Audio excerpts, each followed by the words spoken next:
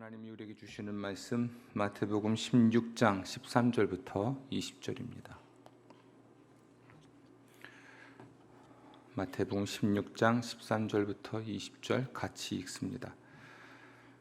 예수께서 빌립보 가이사랴 지방에 이르러 제자들에게 물어 이르시되 사람들이 인자를 누구라 하느냐 이르되 더러는 세례 요한 더러는 엘리야 어떤 이는 예레미야나 선지자 중에 하나라 하나이다.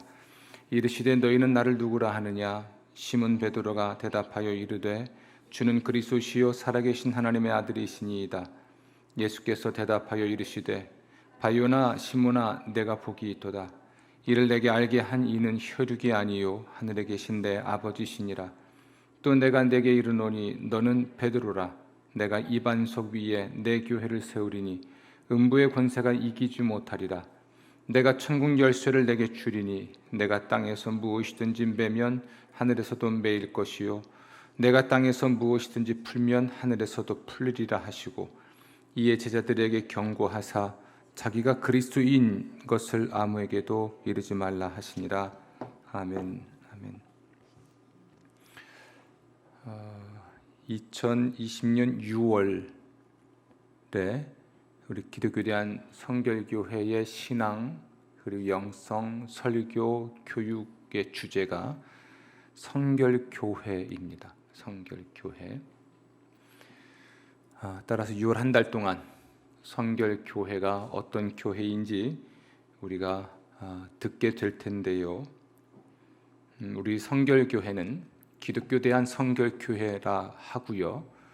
또 많은 복음적 교파들 중에 한 교파입니다.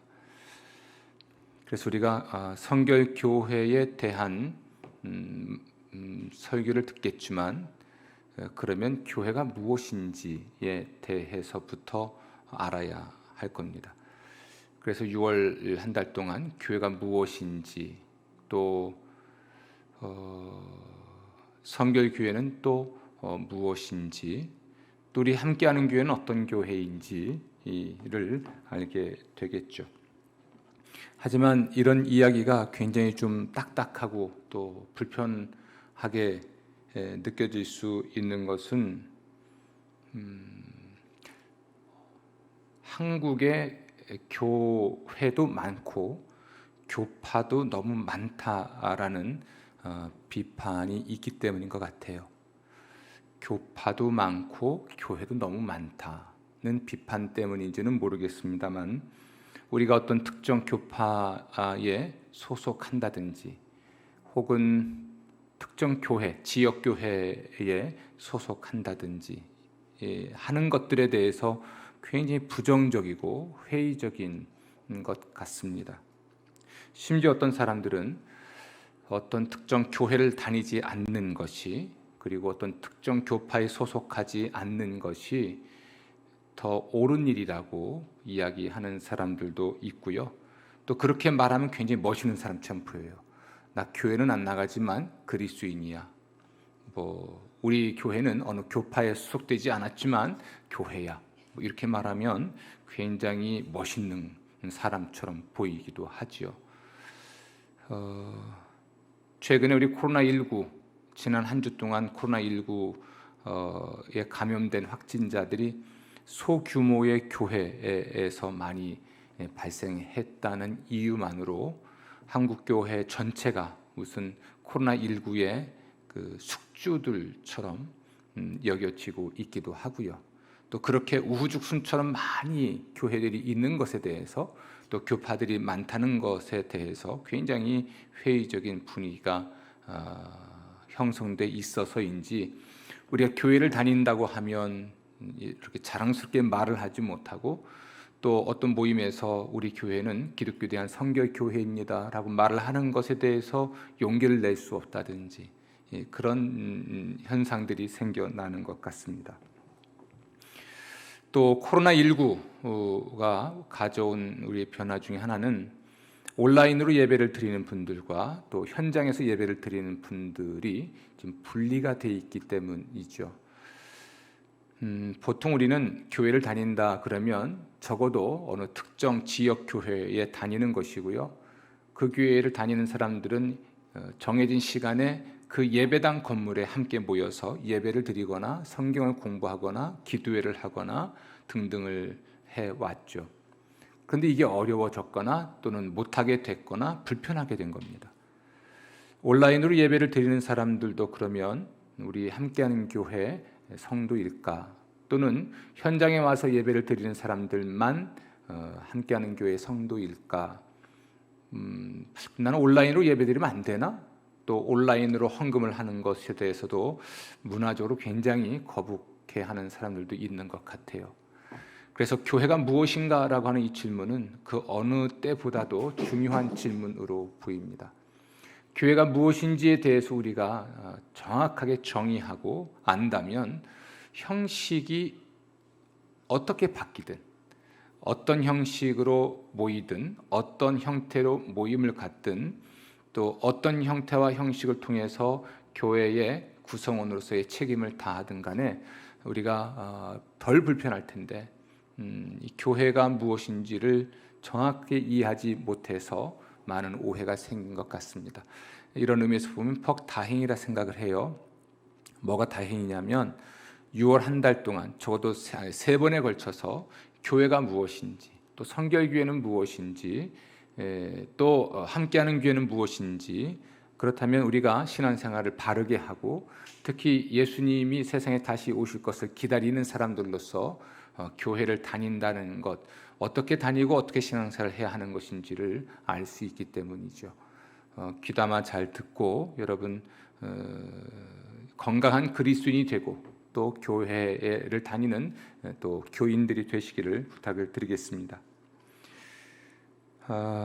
우리 교단 기독교단 성결교회의 신앙 고백을 우리가 논리적으로 잘 정리해서 헌법에 기록을 해놨는데요. 거기에 보면 본교회의 사명에 관한 헌법 제8조를 함께 읽는 것으로 오늘 설교를 여러분과 함께 진행을 좀 해보겠습니다. 함께 읽어보죠. 성경 전체가 각각 특색이 있으며 사도들의 신앙도 그 저서에 따라 그 특색이 현저히 발휘되었다. 교파의 근거는 이에서 찾을 수 있나니 그러므로 교회는 그리스도의 몸이요 여러 교파는 각각 주의 지체를 형성하고 있는 줄 믿는다. 허다한 복음적 교파가 각기 특색을 발휘하므로 그리스도의 전모를 세상에 잘 드러낼 수 있는 줄 확신한다. 초대 창립자들이 성결교회를 창립하였음은 또 하나의 교파를 만들려고 한 것이 아니고 그들의 받은 바 신앙의 체험을 통하여 복음의 도리를 세상에 한층 더 높이 드러내려는 열의에 있었다. 곧 요한 웨슬레가 주장하던 성결의 도리를 그대로 전하려는 사명하에서 본교회는 중생 성결 신유 재림의 사중복음을 더욱 힘있게 전하여 모든 사람을 중생하게 하며 교인들을 성결한 신앙생활로 인도하여 주의 재림의 날에 티나 주름 잡힘 없이 영화로운 교회로 서게 하려는 것이다. 아멘. 먼저 하나의 교회에 관한 말씀을 좀 나누도록 하겠습니다. 너희는 나를 누구라 하느냐라는 질문을 받고 베드로가 대답하기를 예수님은 그리스도이시고 살아계신 하나님의 아들이십니다라고 고백을 했어요. 베드로는 예수님의 부르심을 받고 예수님을 따르던 사람이었죠. 그가 부르심을 받을 때 고개를 잡고 있었는데요. 예수님께서 나를 따르라, 내가 너로 사람을 낳는 어부가 되게 하겠다라는 말씀을 듣고 그의 직업을 버리고 그때부터 예수님을 전적으로 따르게 됐습니다. 예수님과 함께하는 시간을 통해서 예수님이 하시는 말씀도 들었고 예수님이 하시는 일도 봤죠. 예수님이 어떤 분인지 또 어떤 일을 하시는 분인지를 사실은 베드로는 계속 봐왔습니다. 그런 중에 문득 예수님께서 다른 제자들에게도 질문하셨지만 베드로에게 질문을 하신 거예요. 12명의 제자들 한 명 한 명에게 우리 예수님이 질문을 하셨는데요. 성경에 기록된 그 제자들의 대답은 베드로의 대답만 기록되어 있습니다. 베드로가 주는 그리스도시요 살아계신 하나님의 아들입니다라고 고백을 했죠. 베드로가 예수님과 함께했던 그 시간들을 통해서 예수님의 말씀을 듣고 예수님이 하신 일을 보고 또 예수님과 함께 생활을 하면서 예수님이 그리스도이시고 살아계신 하나님의 아들이심을 알게 된 건 아니에요. 성경에 의하면, 예수님에 의하면 하나님께서 내가 그리스도이고 하나님의 아들인 것을 네가 알 수 있게 해 주셨다라고 말씀을 하십니다. 예수님의 말씀을 들었다고 해서 모든 사람들이 예수님을 그리스도로 믿은 건 아니었거든요. 예수님의 말씀을 들었고 예수님과 함께 했고 예수님이 하신 일들을 보았던 그 많은 사람들 중에서 베드로는 하나님의 특별한 계시 또는 특별한 은혜를 입었죠. 어떤 은혜냐면 예수님이 그리스도이시고 하나님의 아들이신라는 것을 알고 믿고 고백하게 되는 은혜를 입은 사람이에요. 그래서 예수님도 말씀하시기를 너에게 복이 있다 이렇게 말씀하십니다. 하나님께 복을 받은 사람이기 때문에 그는 복이 있는 사람이고 하나님께 복을 받은 사람이기 때문에 그는 행복한 사람이라고 주님 말씀하신 겁니다. 베드로가 받은 복은요, 예수께서 그리스도이시고 하나님의 아들이신 것을 알게 된 것이었습니다. 그게 복이에요. 하나님께 받은 복. 성경에 의하면 영접하는 자 곧 그 이름을 믿는 자들에게는 하나님의 자녀가 되는 권세를 주신다라고 기록하는데요. 그러므로 베드로는 예수님을 그리스도로 살아계신 하나님의 아들로 알고 알았다는 것은 믿었다는 이야기인데요. 그렇게 고백을 함으로써 하나님의 자녀가 되는 권세를 얻게 된 거죠. 이것이 베드로가 받았던 근본적인 은혜였고 근본적인 하나님의 축복이었습니다. 그래서 베드로는 행복한 사람이라 할 수 있죠. 아멘. 근데 하나님께서는 이 베드로에게 예수님이 누구인지를 아는 복을 주셨을 뿐 아니라 새 이름을 주십니다. 베드로의 본래 이름은요, 시몬입니다. 오늘 17절 말씀 보면 바요나 시모나 이렇게 말씀하시거든요. 바요나라는 말은 요나의 아들이라는 뜻이에요. 혈통적으로면 요나라는 사람에게서 태어난 요나라는 사람의 아들인데 이름은 무엇이에요? 시몬인 것이죠. 그런데 그에게 지금 예수님께서는 베드로라고 하는 새 이름을 주십니다. 따라서 베드로는 이제까지 시몬의 아들로 사는 동안에는 시몬으로 살았지만 이제는 하나님의 아들로 사는 세월이 됐고 이제는 누구로 살아야 돼요? 베드로로 살아야만 했던 거죠. 그가 하나님의 자녀가 됨으로써 이전까지의 삶과는 전혀 다른 삶을 살아야 하는 거죠. 이전까지의 인생 목표와는 전혀 다른 인생 목표를 가져야만 했고 이전과는 전혀 다른 삶의 방식으로 세상을 살아야 하는 사람이 됐습니다. 이것이 우리 예수님이 주신 두 번째 복이죠. 첫 번째 복은 예수님께서 하나님 주신 첫 번째 복은 예수님이 그리스도이시고 하나님의 아들이시라는 것을 알고 믿고 고백하게 된 복이었다면 그러므로 이제는 베드로라고 하는 정체성을 가지고 살아가야 되는 새로운 삶을 사는 복을 받게 됐습니다. 이건 굉장히 중요한 의미를 갖는 사건입니다.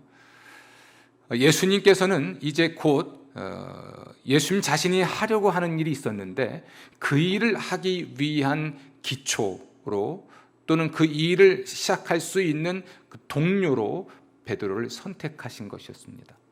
베드로라 하는 그 이름의 뜻은 반석이란 뜻이에요. 반석, 기초 혹은 초석이라고 하는 의미를 갖고 있습니다.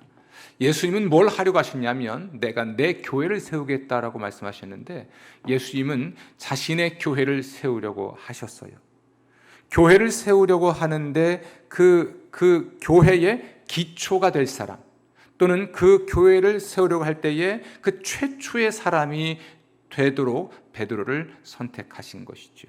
이제 베드로는 이전에는 그저 고기나 잡고 살던 사람이었지만 예수님이 시작하시는 교회의 창립 멤버가 되고 그럼으로써 그는 다른 모든 교회들과 그리스도인들의 기초가 되는 인생을 살아야만 했던 거죠. 이게 베드로가 받은 두 번째 축복이라면 놀라운 일이 아닐 수가 없습니다. 베드로가 사실은 교회의 기초가 되었기 때문에 나중에 순교합니다. 베드로가 순교하죠. 예수님을 따르는 삶, 그저 예수 믿고 내가 하나님의 자녀가 되는 것으로 만족해하는 삶은 그냥 편할 수 있어요. 그러나 주님께서는 자신이 하려고 하는 그 일, 예수님께서 자기의 교회를 세우려고 하는데 그 일을 같이 하자. 또 그 교회의 첫 번째 멤버이다. 이런 의미에서 너는 내가 세우려고 하는 내 교회의 기초이고 내 교회의 반석이다 라고 말씀을 하셨고, 베드로는 그때 이후로 세상 모든 사람들에게 예수님은 그리스도이시고 하나님의 아들이시라고 전파했고 가르쳤습니다. 그것 때문에 베드로는 나중에 순교, 죽임을 당합니다. 죽임을 당해요. 따라서 하나님이 하려고 하시는 그 일, 또는 예수님이 하려고 하시는 그 일에 시작이 되는 사람, 기초가 되는 사람, 초석이 되는 사람은 결코 쉬운 삶을 살 수는 없습니다. 그런데 그것이 축복이라는 거예요. 하나님이 하려고 하시는 그 일을 제일 먼저 함께 할 수 있게 된다는 것, 이것이 하나님의 축복이라 하는 것이지요. 모든 것을 잃지만 그것을 이룰 수 있다면 그것이 자기에게도 감사가 되고 축복이 된다고 말씀하신 건데요. 오늘날 우리는 과연 이러한 신앙을 가지고 있는지 곰곰이 생각해 볼 필요가 있습니다. 자, 그러면 교회는 무엇일까 한번 생각해 봐야 돼요. 예수님께서 내 교회를 세우겠다고 말씀하셨을 때 그 교회는 무엇일까? 교회는 베드로처럼 예수는 그리스도이시고 살아계신 하나님의 아들이십니다라고 고백하는 사람들, 그들의 모임이 교회입니다. 건물이 없어도 돼요. 교파 상관없습니다. 지역교회, 어떤 지역교회를 다니도 상관이 없습니다.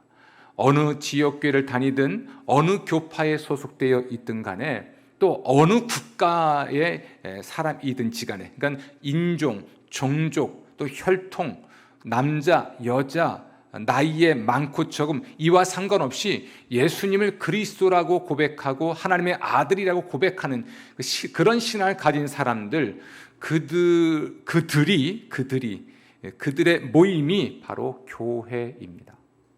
그렇다면 우리가 온라인으로 예배를 드리든 현장에서 예배를 드리든지 간에 예수님을 그리스도라고 믿고 하나님의 아들로 믿어 하나님의 자녀가 되는 권세를 받은 사람들이라면 모두가 교회이고 또 교인인 것이지요. 이것은 역사적으로 보면 굉장히 중요한 이야기가 될 수 있습니다. 2020년 6월 7일 현재 이 지구상에 살아있는 모든 그리스도인들은 물론이고 이전에 100년 전, 1000년 전에 혹은 2000년 전에 예수님을 그리스도와 하나님의 아들로 믿었지만 지금은 죽고 이 세상에 없는, 그냥 우리가 이해하기 쉽게 하늘에 있는 그리스도인들이나 땅에 있는 그리스도인들이나 이런 시공을 초월해서, 국경을 초월해서 또는 종족을 초월해서, 성별을 초월해서, 연령을 초월해서, 빈부를 초월해서 모두가 교회인 것이죠. 그래서 요한계시록에 가면 어떤 장벽이나 어떤 차이나 어떤 차별 상관없이 오직 예수를 그리스도 믿고 하나님의 아들로 믿는 사람들이 흰옷을 입고 하나님을 예배하거나 혹은 예수님, 다시 오시는 예수님을 만나는 장면이 기록되어 있습니다. 여러분, 우리는 그 꿈을 꾸곤 합니다. 예수님 다시 오실 때 모든 교회가, 우리 모든 그리스도인들이 우리 주 예수 그리스도를 맞이하고 예수님과 함께 혼인잔치에 들어가는 그런 꿈을 꾸듯이 이 세상에서도 국경을 초월해서, 연령을 초월해서, 성별을 초월해서, 빈부를 초월해서, 계급을 초월해서 하나의 교회가 되는 꿈을 꾸곤 하지요. 우리 교단 헌법에 의하면 교회는 그리스도의 몸으로서 하나입니다. 그렇죠? 본래 이 이야기, 하나 또는 한 몸이라는 개념은 하나님이 세상을 창조하실 때 남자와 여자를 만드시고 둘이 한 몸이 되게 하신 데서 우리가 힌트를 얻을 수가 있어요. 서로 다르지만 그러나 또한 하나인 것이지요.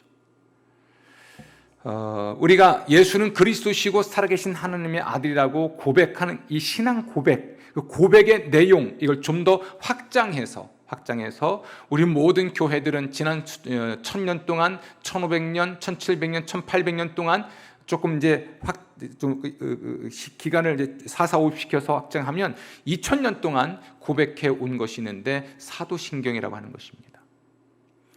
사도신경, 이건 사도들의 신앙의 내용을 요약한 것인데요, 우리는 사도신경이 무엇인지 알고 있습니다. 초대 교회부터, 그리고 교회가 좀 제도화되면서 교회에서 세례를 받는 사람들을 교육하기 위해서 가르쳤던 것이 최소한 공통적으로 세 가지가 있는데요, 하나는 사도신경, 두 번째로 그건 주기도문, 세 번째로 십계명을 가르쳤습니다. 최소한 이 세 가지를 가르쳐 왔습니다. 특히 사도신경은 우리가 무엇을 믿는가, 믿음의 내용에 관한 것을 성경적으로 요약한 것인데요, 이 사도신경으로 신앙 고백을 한다면, 이 내용을 함께 믿는다면 우리 모두를 하나의 교회로서 받아들이고 또 그 안에서 하나가 될 수가 있었던 것이지요. 사도신경 이렇게 되어 있습니다. 나는 전능하신 아버지 하나님 천지의 창조주를 믿습니다. 이렇게 기록되어 있죠. 근데 이걸 이렇게 사실 읽는 게 맞는데요, 나는 믿습니다. 무엇을 믿냐면 전능하신 아버지 하나님 천지의 창조주를, 또 나는 믿습니다. 그의 유일하신 아들 우리 주 예수 그리스도를, 나는 믿습니다. 성령을, 나는 믿습니다. 거룩한 공교회를, 나는 믿습니다. 성도의 교제를, 나는 믿습니다. 죄를 용서받는 것을, 나는 믿습니다. 몸의 부활을, 나는 믿습니다. 영생을.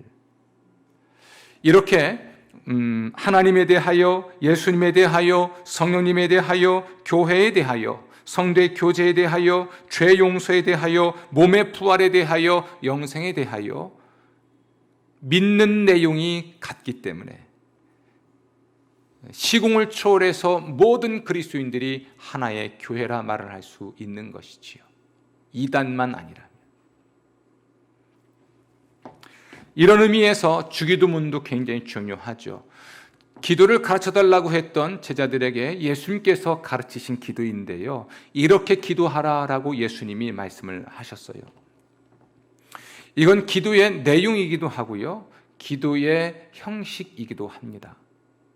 따라서 우리 모든 그리스도인들은 주의 기도, 주님께서 가르쳐 주신 주 기도문, 정확하게 말하면 마태복음 6장에 기록되어 있는 예수님의 말씀인데요, 이것을 기도의 내용으로, 그리고 기도의 형식으로 사용하면서 우리가 진실로 하나의 교회임을 이야기할 수 있는 것이죠. 주기도문 이렇게 되어 있죠. 함께 읽어볼까요? 하늘에 계신 우리 아버지, 아버지 이름을 거룩하게 하시며 아버지의 나라가 오게 하시며 아버지의 뜻이 하늘에서와 같이 땅에서도 이루어지게 하소서. 오늘 우리에게 일용할 양식을 주시고 우리가 우리에게 잘못한 사람을 용서하여 준 것 같이 우리 죄를 용서하여 주시고 우리를 시험에 빠지지 않게 하시고 악에서 구하소서. 나라와 권능과 영광이 영원히 아버지의 것입니다. 아멘. 우리가 하나님과의 교제를 위해서 기도하지요. 기도는 하나님과의 대화라고 이야기한다면 어떤 내용으로 대화를 할 수 있을까? 그리고 어떤 형식을 갖춰 대화할 수 있을까? 이것에 대한 중요한 표준이 될 수 있는 것, 규범이 될 수 있는 것이 주 기도문으로 알려진 예수님의 기도입니다. 우리가 함께 모여서 이 주 기도문으로 기도할 때 우리는 적어도 한 공간에서 혹은 전 세계 교회의 성도들이 이 기도문으로 기도하면서 하나의 교회인 것을 확인하게 되지요.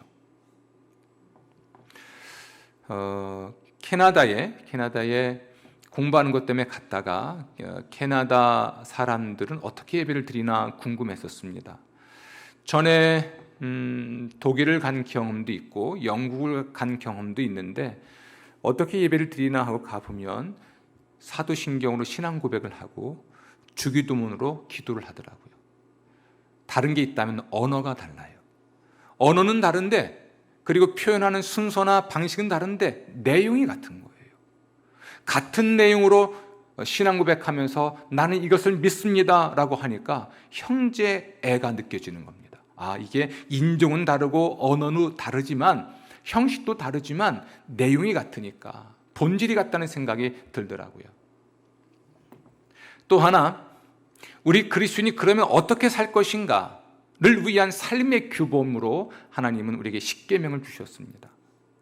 십계명은 하나님께서 이스라엘 백성들에게 주신 계명이지만 구약성서와 신약성서 전체에 드러나고 있는 우리 그리스도인의 삶을 위한 도덕적 규범입니다. 우리가 어떤 삶을 살 것인가, 어떤 가치를 추구할 것인가, 이런 가치와 삶의 방식에 대한 중요한 규범이 되는 것이 이 십계명이고, 우리가 중요하게 여기는 도덕에 대한, 도덕성에 대한 절대 규범이 되는 것이 십계명이죠. 같은 규범을 자기 인생과 도덕의 규범으로 삼을 때 그들의 삶의 방식이나 삶의 가치가 또 인격이 같기 때문에 우리는 그 안에서 얼마든지 다채로움을 추구하지만 하나가 될 수가 있는 것이죠. 중요하게 여기는 것, 이것을 가치라고 말을 합니다. 우리가 옷가게 가면 가격표가 붙어 있죠. 이 옷은 얼마짜리인지가 나와 있는 겁니다. 중요하게 여기는 것, 이것을 가치라 하는데, 그것이 같다면 다수의 의견 차이는 있지만 얼마든지 하나가 될 수 있는 것이죠.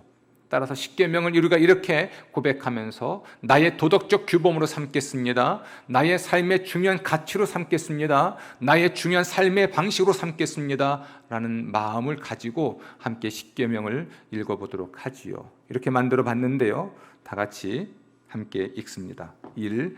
나는 하나님 외에는 다른 신들을 내게 두지 않겠습니다. 2.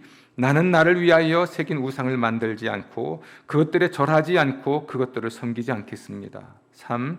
나는 내 하나님 여호와 이름을 망령되게 부르지 않겠습니다. 4. 나는 안식일을 기억하여 거룩하게 지키겠습니다. 5. 나는 내 부모를 공경하겠습니다. 6. 나는 살인하지 않겠습니다. 7. 나는 간음하지 않겠습니다. 8. 나는 도둑질하지 않겠습니다. 9. 나는 내 이웃에 대하여 거짓 증거하지 않겠습니다. 10. 나는 내 이웃의 집을 탐내지 않겠습니다. 자, 여러분, 우리가 무엇을 믿을 것인가, 믿음의 내용, 어떻게 하나님과 교제할 것인가, 대화할 것인가와 관련된 주 기도문, 그럼 어떻게 살 것인가, 어떤 가치를 중요하게 여길 것인가, 삶의 가치나 삶의 방식은 도덕에 대한 규범으로서 십계명을 함께 듣고 배우고 고백하고 실천한다면 인종과 국경과 성별과 빈부와 또는 나이를 초월해서 얼마든지 우리가 하나이고 한 형제인 것을 알 수가 있죠. 지난 2000년 기독교 역사에 있어서 적어도 이 세 가지는 교회가 중요하게 여겨온 것들이고, 그러므로 세례를 받는 사람들이라면 반드시 이 세 가지를 배워야만 했습니다. 그래서 사도신경을 암송하고 주기도문을 암송하고 십계명을 암송해서 마음판에 새기고 그것을 따라 살아갔던 것이지요. 이렇게 지금까지 저는 여러분에게 하나의 교회를 말씀드렸습니다. 인종을 초월한, 국경을 초월한, 성별을 초월한, 나이를 초월한, 혹은 빈부를 초월한, 모두가 예수를 그리스도로 믿고 하나님의 아들로 믿는 신앙 안에서 하나인 사람이라면, 또 그들의 모임이라면 모두가 하나의 교회일 수 있다고 말씀을 드렸습니다. 이제 저는 여러분에게 교파와 지역교회에 대한 말씀을 좀 드리겠습니다. 이것은 매우 실제적이고 중요한 것인데요, 내가 눈에 보이지 않지만 예수님을 그리스도로 믿고 하나님의 아들로 믿는 사람으로서 하나님의 교회의 일원이라고 하는 것을 실제로 경험할 수 있는 실제적인 교회, 그 교회가 바로 교파의 교회이고 또한 지역교회이기 때문에 그렇습니다. 교파가 많고 적음이 좋고 나쁘다는 이야기는 아니고요, 교파는 있을 수밖에 없는 것이 성경의 원리입니다. 성경 전체가 각각 특색이 있죠. 창세기부터 요한계시록까지 우리는 66권의 책이 하나의 성경이라고 알고 있습니다. 그럼 창세기와 요한계시록은 그 특색이 달라요. 창세기는 창세기의 특색을 발휘하고 요한계시록은 요한계시록의 특색을 발휘하죠. 각각 서로 다른 특색을 가지고 있고 그 특색을 발휘하지만 성경이라고 하는 그 책으로 우리가 모두를 받아들이고 있습니다. 또 예수님의 제자들, 오늘 함께 말씀을 읽었을 때 등장했던 베드로나 또는 마태나 요한계시록을 기록한 요한이나 이런 사람들, 그들 모두는 다 특색이 다 달라요. 베드로라는 사람이 다르고 요한이라는 사람이 다르고 마태라는 사람이 달라요. 심지어 바울도 달라요. 우리 모두 다 다르죠. 다 다르고, 다르다는 이야기는 특색, 서로 독특한 특색이 있다는 이야기입니다. 개성이 다 다른 것이죠. 교파라고 하는 것은 이렇게 서로 다른 특색을 가진 사람들의 모임이기 때문에, 교파라고 하는 것은 서로 비슷한 특색을 가진 사람들을 하나의 교파로 묶기 때문에, 그러나 사람도 성경도 예수님의 제자들도 그 서로 다른 특색을 가진 사람들로 구성되어 있듯이, 이 세상에는 다양한 사람들이 존재하는 한, 그 각각 다른 특색을 가지고 있는 한 교파는 있을 수밖에 없습니다. 이걸 부정하거나 이걸 나쁘게 볼 필요는 없습니다. 단 이기적인 목적 때문에 서로 싸웠기 때문에, 다툼과 싸움 때문에 갈라져서 서로 등지고 있는 모습은 불성사나운 모습이고 회개해야 될 일은 맞습니다.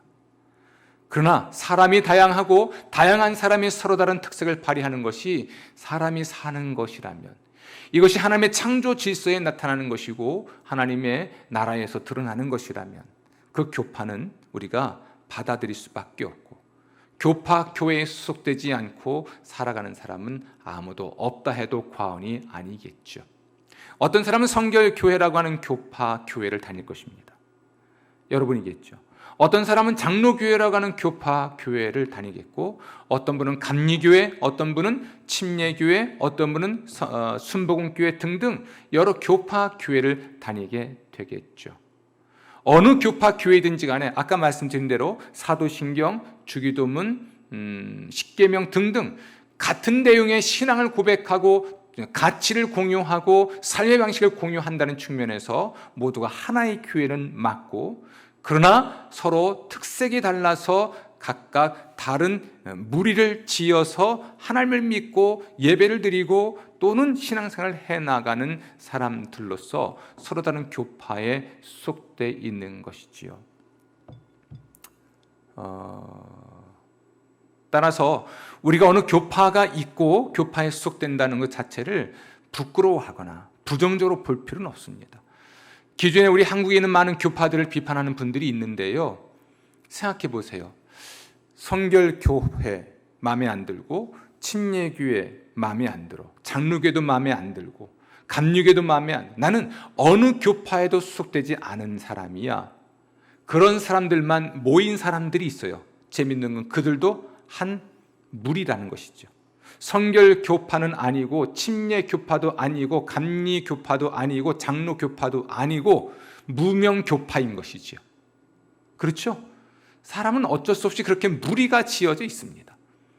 따라서 내가 기존에 알려진 교파 교회에 속하지 않았다 해서 본인이 옳고 본인이 굉장히 멋있는 사람인 양 착각하고, 그런 교파 교회를 다니는 것에 대해서 부정적이고 회의적이고 비판적인 태도는 옳지 않은 것이죠. 나도 모르게 어쩌면 그냥 성결교회를 다니면 되지, 아니면 침례교회를 다니면 되고요, 기존의 교파 교회를 다니면 됐지, 다니지 않음으로써 또 하나의 교파를 만든 것과 똑같다 할 수 있겠죠.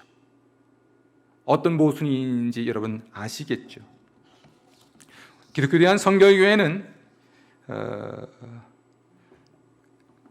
하나의 교파로서 존재하고요, 우리 함께하는 교회는 기독교에 대한 성결교회에 소속된 또 하나의 지역교회입니다.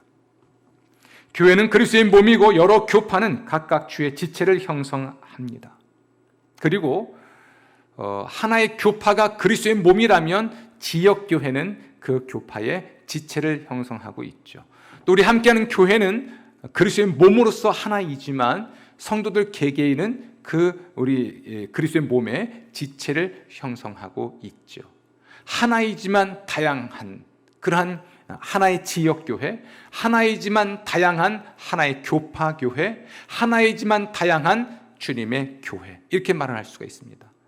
우리가 예수님의 교회로서 존재하고 정말 신앙생활을 올바르게 하기 위해서는 가장 실제적이고 구체적인 방식은 어느 특정 지역교회에 소속하고 또 그 지역교회는 어느 특정 교파에 소속한 것이겠고요.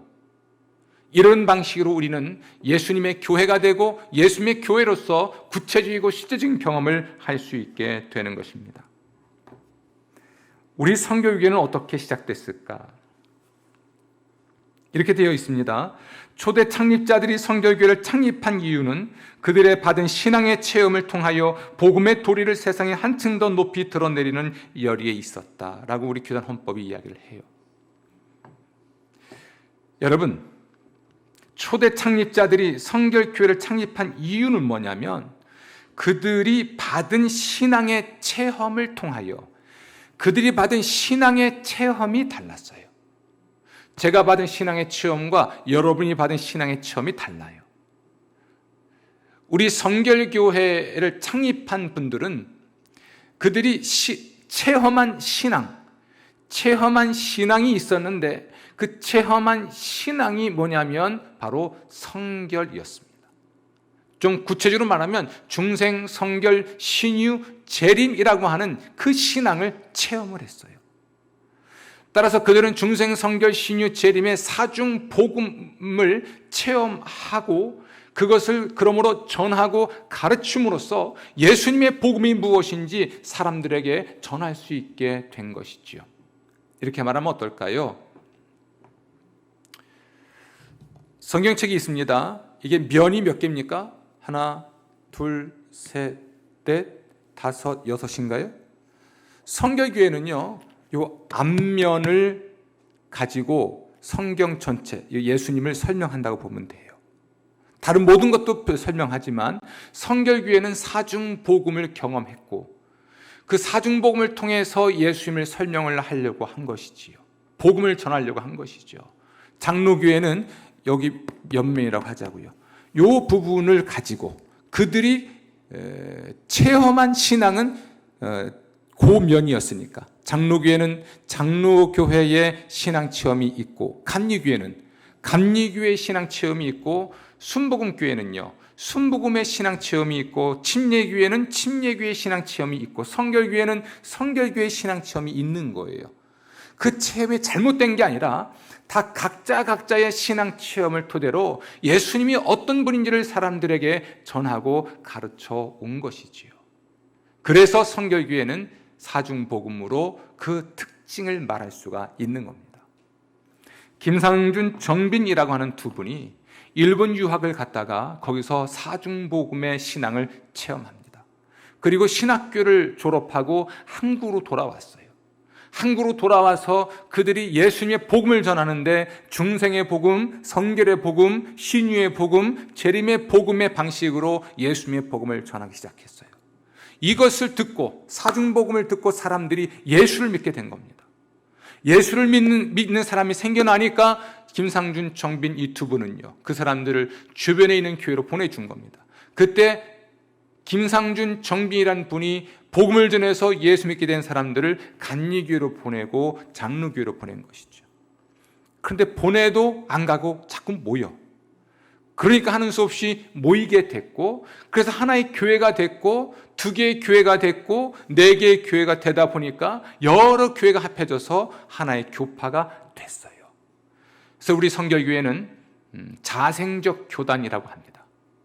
장로교회나 감리교회처럼 외국인 선교사가 들어와서 복음을 전하다가 교회를 세우고 교파 교회가 된 게 아니고 한국인에 의하여 전도가 시작이 되고 어쩔 수 없이 모이게 되어서 교회가 되고 그러다가 교파가 되었기 때문에 자생적 교단이라고 말을 해요. 어쨌든 김상준, 정빈이라고 하는 사람은 처음부터 내가 성결교회를 세워야지 이 마음 가지고 한 것이 아닙니다. 그냥 유학 갔다가 복음을 듣고 은혜를 경험하고 중생, 성결, 신유, 재림의 복음에 대한 신앙 체험을 하고 그와 관련된 신학을 공부하고 본국으로 돌아와 전도하다가 형성된 것이니까 그러다가 자연 발생적으로 모이게 됐는데 그 사람들의 특색이 강조하는 게 뭐였어요? 성결이었습니다. 성결을 강조하면서 동시에 같이 강조한 것이 중생, 성결, 신유, 재림의 사중복음을 강조하니까 감리교회와 장로교회와 서로 다른 특색을 갖게 된 것이지요. 장로교회는 장로교의 특색을 발휘하고, 감리교회는 감리교의 특색을 발휘하고, 성결교회는 성결교의 특색을 발휘하고, 이단이 아니라면 복음주의 안에서 복음적인 모든 교파 교회들이 자기 특색을 발휘함으로써 예수님을 인간의 그 어떤 말로도 다 설명할 수 없는 그 다채로운 예수님의 신비를 보다 효과적으로 세상 사람들에게 알릴 수 있게 된 것이죠. 그래서 우리는 만약 무지개 색깔로 본다면 빨주노초 파남보에서 우리는 빨간색이라면 빨간색을 더욱더 선명하게 드러내주는 것이 사명이에요. 감리교회가 만약 파란색이라면 파란색을 선명히 드러내주면 되겠고요. 그러면서 모두가 어우러질 때 아름다운 무지개가 보이는 거잖아요. 이와 마찬가지입니다. 교파라고 하는 것은 사람이 다양하고 그 특색이 다양할 수밖에 없는 걸 인정한다면 교파가 형성되는 것은 인정할 수밖에 없겠고요. 그 교파에 수속된 교회는 하나의 교회가 아니라 여러 교회니까 여러 교회들이 자기의 특색을 발휘함으로써 하나의 또 교파교회를 만들어 가게 되는 것이지요. 김상준, 정빈 이 두 분은 이런 의미에서 성결교회의 초석이 됐다 할 수 있겠죠. 베드로가 예수님의 교회의 초석, 반석이 되었듯이 김상준, 정빈이라고 하는 두 분은 성결교회의 반석, 초석이 된 분이죠. 우리 함께하는 교회는 1980년 4월 5일이 창립기념일입니다. 그때 몇몇의 성도들이 모여서 예배를 시작했고, 그때 목사님 한 분을, 전사님 한 분을 목사님과 함께 예배를 시작함으로써 교회가 시작이 됐습니다. 그분 중에 많은 분들이 현재는 살아 계시지요. 그분들이 함께하는 교회를 시작한 초석, 반석이 된 것 맞습니다. 그리고 40년이 지났어요. 이 건물을 지을 때 저는 이렇게 들었습니다. 집을 팔아서 전세로 들어가면서 건축 헌금을 하고, 또 전세 살던 분은 월세를 들어가면서 헌금을 하고, 치킨집 식이용료를 모아다가 비누를 만들어서 팔아서 건축 자금을 쓰고, 산나물 뜯어다가 팔아서 건축 자금을 쓰고, 이렇게 예배당이 지어질 때에도 이 건물을 짓는데 초석이 되신 분들도 있습니다. 우리가 지난해 로고스 캠프2 건물을 매입했죠. 저 건물을 살 때도 마찬가지입니다. 피땀 흘려 번 돈이고, 돈이 소중하지 않은 사람은 없지만 이 함께하는 교회가 다음 세대를 위해서 또는 우리 교회에게 주어진 이 사명을 감당하기 위해서 건물이 필요하다 할 때 아낌없이 헌금하고 헌신한 초석이 된 분들도 있었습니다. 한 지역교회의 초석이 된다는 것, 한 교파교회의 초석이 된다는 것, 예수님의 교회의 초석이 된다는 것은 명예로운 일은 분명하지만 힘들고 어려운 일도 분명합니다.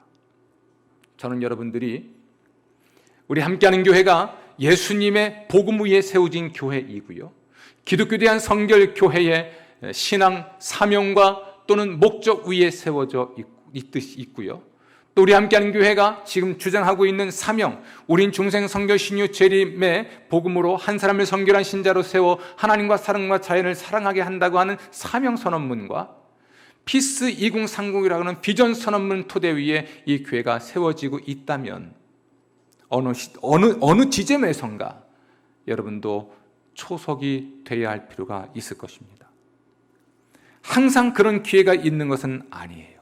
어떤 새로운 일을 시작해야만 할 때 아무도 이 일이 중요한지도 모르겠고 이 일을 해야 하는지도 모르겠고 그러면 머뭇거리고 있을 때에 두려움 없이 이 일을 위해 자신의 통장을 깨고 자신의 건강을 깨고 자신의 시간을 깨어서 하나님께 드리는 이러한 사람이 바로 그 일의 또 교회의 초석 또는 반석이라 할 수 있겠죠. 최초의 사람이 되는 것이지요. 교회는 언제나 이런 방식으로 존재해왔고 이런 방식으로 성장해왔습니다. 우리가 하나의 교회로서 사도신경과 주기도문과 혹은 십계명을 고백하고 익히고 배웠듯이 기독교에 대한 성결교회에 수속된 모든 교회는 교단 헌법이 말하고 있는 우리 교단의 사명과 우리 교단의 목적과 같은 이 중요한 가치들을 배우고 익힘으로써 하나됨을 이룰 수 있겠고요. 또 우리 함께하는 교회는 함께하는 교회의 사명과 함께하는 교회의 비전, 그 사명 선언문과 피스 2030 비전 선언문을 함께 공유하고 배우고 익히고 이걸 위해 헌신함으로써 하나됨을 만들 수 있고요. 그럴 때 우리 함께하는 교회가 더욱더 성장해서 하나님께 영광이 될 수가 있을 것입니다. 이런 일에 있어서 초석이 된다는 것은 하나님께 받는 복이 분명합니다. 주님은 이 복을 기억하십니다.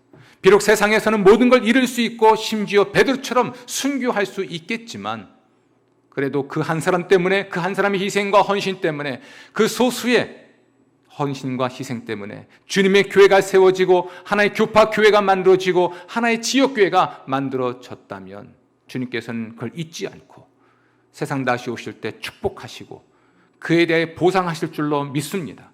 그리고 이 세상에서도 그의 후손들이 그 복을 받아 누리게 되는 놀라운 일이 일어나게 될 줄로 믿습니다. 꼭 기억하십시오.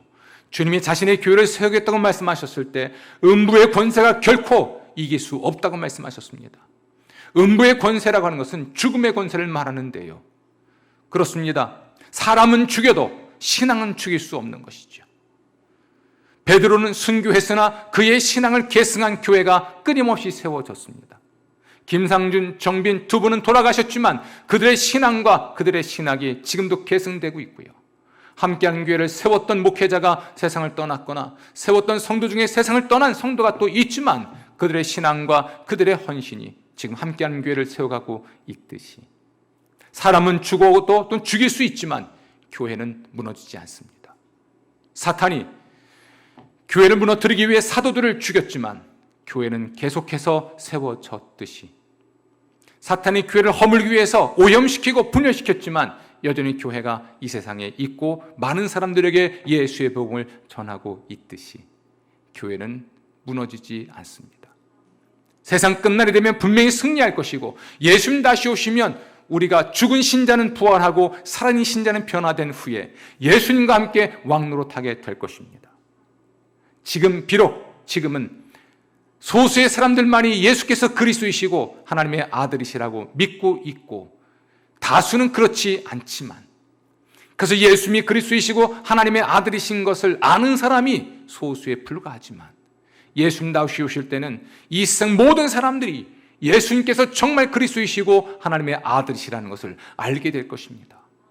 그때가 되면 그때까지 예수 믿지 않은 사람들은 가슴을 치며 후회하게 되겠고 이미 예수를 믿고 그 예수님을 영접하는 다시 오실 예수님을 환영하는 신자와 교회는 주님 나라에서 주와 함께 영생 복락을 누리는 그리고 예수님과 함께 세상을 통치하는 왕권을 가진 자로 살아갈 수 있겠죠.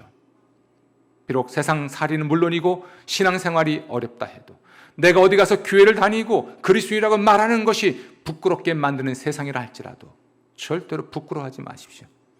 이렇게 말씀드리겠습니다. 나는 함께하는 교회를 다닙니다. 나는 기독교 대한성결교회에 소속된 함께하는 교회의 교인입니다. 나는 하나님의 자녀입니다. 우리가 교회입니다. 자랑스럽게 말하시고 시인하시고 그러면 하나님의 명예, 예수님의 명예, 신자의 명예를 지켜가는 여러분 되시기를 주의 이름으로 축원합니다. 특히 함께하는 교회 교인으로서 자부심 가지고 자랑하시고 떳떳하게 선포하십시오. 2020년 우리의 신앙을 위해서 우리 주님이 주신 우리의 신앙 표제가 있습니다. 재림의 해, 예수님의 재림에 대하여 가르치고 또는 설교해야 하고 다시 오실 예수님을 맞이할 신자의 영성과 신앙을 키워나가는 이때에 2020년 이때에 우리 주님께서 주신 신앙 표제가 있죠. 호프입니다. HOPE. 이 슬로건, 이 신앙 표제를 우리가 받았습니다.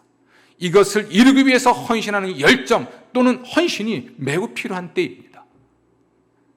호프의 H는 무엇입니까?